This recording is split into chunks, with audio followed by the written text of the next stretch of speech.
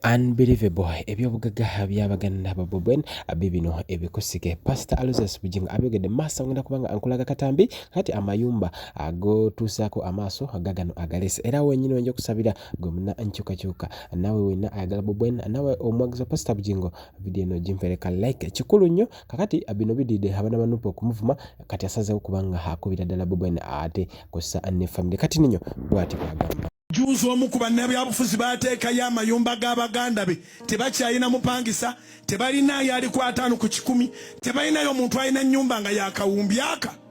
kamu Baganda be bonna abawala n'abalenzi buli muntu ennyumba gy'ayina k'okomya amaaso naye gwe era okyayasamidde oli ku oyo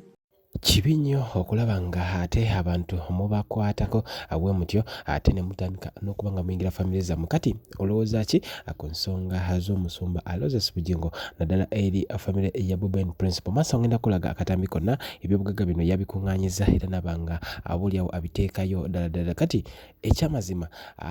abaana ba papa okubanga musabula Pastor Bujjingo kye kimunyiza n'okubanga atandise kati okuyingira famire naddala famire gye ndowooza nti nsirifu nnyo bakola bintu byabwe okujjako ng'oli ayina clip nga balina bye baali boogedde ne balumbagana omuntu yenna era nzijukira twalabakoko lumu oluyimba lwa Wine yayimba ne Levikson ebikutte bite yaluperforminga koko wa Pastor Bujjingo kubanga Pastor Bujjingo mukwano nnyo gwa Levikson era ne Wine omwaka ogwo walutera oluyimba I think last year yes nga gutandika yavaayo n'akola oluyimba n'aluperforminga bulungi so simanyi lwaki ebyo'Bugaga by'abano abyanjadde ensi oboolyawo eyongere kubanga omanya kati tunyumyemu katini awo ate ombulire lwaki omusajja ye akolera ddala ekikola bweki kati awo wenyini ngenda kubanga nkulira full figure kati no ayambadde bitamala emilungi agambye kataligira gwenja kusiba n'ebisumbuzo taata utajja kulaba gye bali bissa kati ninyo full figure bwati bwagamba abaana b'abanaku beepanga waliwo omwana wano yeeyita mbu wa kitalo nnyo era aze kirange wali mu gavumenti ewaje n'omuwoozi simanyi wa Museveni simanyi biki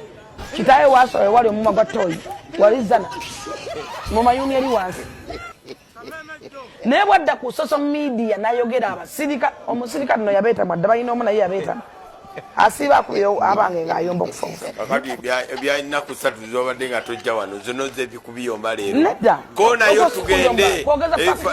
abaana b'abavu omuntu yenna alina kasaleetuma kyatali ebyo ngo bitadde ku bbali manager Roger atadde akaka akalala olunaku olwaliro abukuma kyagalero Spice Diana Jenkins Mukasa olutалulabika nga lwolukyalandira kati nga sinaba kwanga kwa manager Roger ate kossa ebyo'Bugaga by'omukulu Bobi Wine ne family ye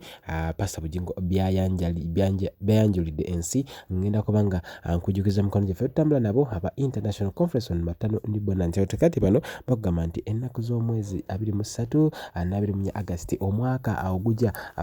omwaka guno gwennyini 2024 bagamba nti bategese ekyo international conference gwagala ogende Canada omukisa guno oguzze ate guzze mu ddiro lyo wennyini kwata essimu enamba 31 inbox mu WhatsApp gamba nti njagala kumanya bintu bye Canada period ate ffe tujja kuba oboolyawo tukuwa enteekateeka zonna nga bwe zigenda okuba nga zitambulira ddala Pastor Bujjingo naye kansoke nkuwe full figure kandabe okay kankwe Bujjingo ng'ayuzaayuza Bobi Wine ate ombulire kyolowooza then nkuwe manager Roger then nkuwe full figure ate tutambulire awo olunaku lwaleero emyaka gyo gigenda oli mu mpaka ez'ekisiru oli mu bibiina by'obufuzi ebitaakuyambe naye gwe era okyayasamidde oli ku oyo era tujja kubeerayo ne bona otugamba nti wa Uganda empya yatuuka dde ewaabwe eri mu kika kye ekikyo kyeki kyalimu omusiru Uganda empya abantu bagifuna dde eri waabwe atoloza nazze ku entertaining oba onyize nyiika amagezi be ganakuddamu n'onsanyukira kubira Mukama engalo ez'amaanyi mu linnya lya Yesu ndooza n'obwana bwe balina mu mbuto babuzimbidde dde ennyumba ezitemyanga abantu oli muzigo ogamba nfiira ku ye era kwojja okufiira amazima gennyini gwe yatulireko okumufiirako olaba oba onoowondoloza gw'onooba osoose omufiirako osiriwalanga n'olemera 15,000 ez'okuzimba mu ngenda zibba nzibbe nzitwalewa kubira Mukama engalo ez'amaanyi obanga amagezi gazze okuzimbira Mukama gwotoola omukisa. Are we together? So nkwegalidde buli lwekyusa kati genda ku simu yo bw'oba olinako ka mobile money nyiga star.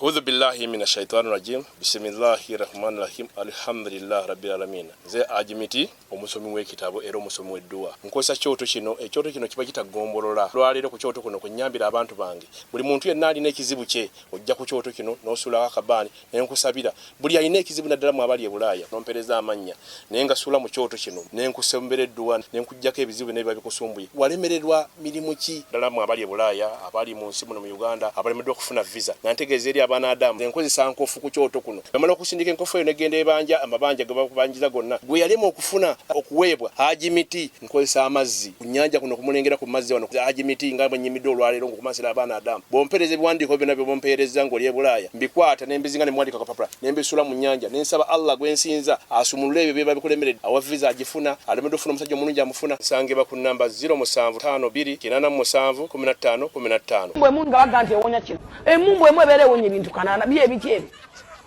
kati tubagamba nti funa olubuto ogenda ku church bakusabire kyetuba tutegeeza omwana muwonge eri Katonda muteeke emikono gya Katonda ne bannange abaana b'abannaku beepanga. Waliwo omwana wano yeeyita mbu wa kitalo nnyo era aze kirange wali mu gavumenti ewaje n'omuwoozi simanyi wa Museveni simanyi biki kitaye waasowe wali omumwa gwa toyi wali zana mu mayuni eri wansi naye bwadda ku social media nayogera abasirika omusirika nno yabeeta mwadde balina omu naye yabeeta asiba kuyo abange ng'ayomba okufonsa kakati ebyalina ku 3 zobadde nga tojja wano zino ze bikubiyomba leero nedda bigambe tebiddangamu okummanyira siirevo zaabyo kitereddewo miliyoni yeze kijenkiniza ekyokubuto bwe kijjayo omuntu nga agamba mbu yeyagula emmotoka eyo ekyo ekyogubuto ekigulinga ogw'amasavu tekiddangamu okummanyira bwegayo kasente tekaddangamu okumpooningaako musimanyi kampani nga muyoloja taddangamu eyandeta mu ndongo eno bizinesi ngiryamu ate kati ngenda balako tebagenda kuddamu kumanyira bayimbi bonna nga wendi ekimotoka tukijjawa nakitusa kirina Kenya kinabeerotu kigenda munonamu ebizizi ekyo kisenge nekijje nowudde kijjenki nowudde ekisenge nga kitambulayo kale yamponi ngoyo wombwa. Kabaleg Associates presents International Conference on Maternal, Newborn and Child Health under the theme Identifying and Addressing Social Determinants is Crucial Towards Improving Maternal, Newborn and Child Health Outcomes. Key discussions include strategies for improving access to quality healthcare services, reducing maternal and infant mortality rates, innovative approaches such as mobile clinics and telemedicine to increase access to healthcare, the need for increased funding and government commitment to addressing these issues, increasing access to vaccines and empowering women through education and economic opportunities. Date is August 23rd to 24th in Toronto, Canada, Banquet Hall 237 Sackville. International delegates $380 Canadian, international students $200 Canadian, international exhibitions $800 Canadian, hotel per night is $200 Canadian. Contact us on +1437 216 8893 or +256 752 223 237. Email us at kabalegassociates@gmail.com. You can also visit our website on www.kabalegassociates.com.